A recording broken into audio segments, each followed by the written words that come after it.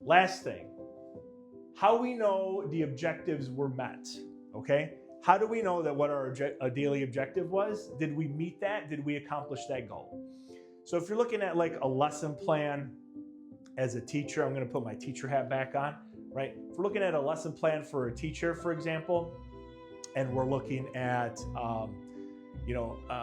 by the end of this lesson, 100% of my students are going to be able to recognize, this is, let's say it's 4PK, right? 4 or 5-year-olds.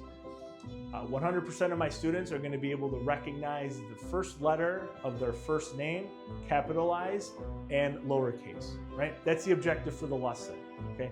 How do I know we did that? How do we know that we accomplished that? Okay, my friends, this is our activity for today. Okay, this is what we're going to work on. Maybe we might have a cutting worksheet type activity where they have to identify the letters of their name. For some students, if we're just focused on just being able to identify the first letter of their first name, we're going to work on that.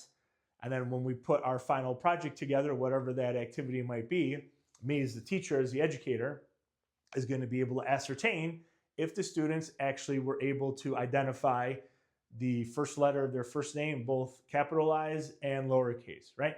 So that's a very rough, off the top of my head, activity that we might incorporate with our littles to help us understand if we met our daily objective, right?